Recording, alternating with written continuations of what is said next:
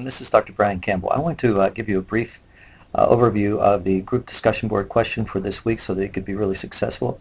I don't want there to be any confusion, so I'm going to try to illustrate this for you. You will see in the materials that I gave you, especially in the optional / supplemental materials, I provided a sample post for you on the topic of prayer as it is applied to the case of Mary. I want you to carefully look through this sample post, and you'll see this is the type of thing that I'm looking for. Notice the paragraphs, notice the way that I documented each of the items that I've included, almost every one of them actually.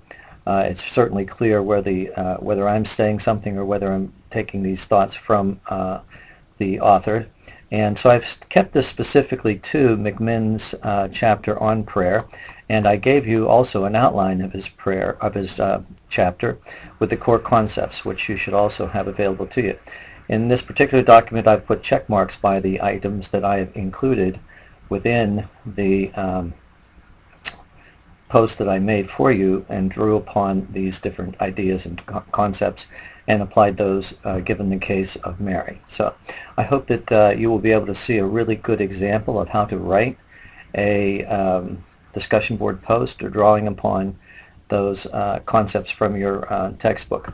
Now, but for this week, instead of focusing on prayer, because I've already done that for you, I want you to focus on the topic of Scripture.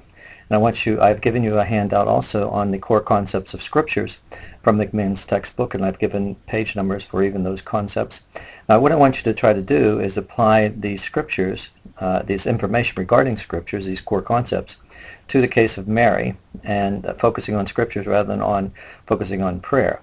And so you'll be using my template or my sample, and then you'll be analyzing the case with respect to Scriptures and utilization of those with Mary. So you would look through these and see how they might apply given her diagnosis and other features that I've described there, the history of her background, the father's abuse of Scriptures, etc. So, and make sure you look at the primer post before you construct your post. I hope this clears things up and that you'll do really well on these next discussion board. Thanks very much. Bye-bye.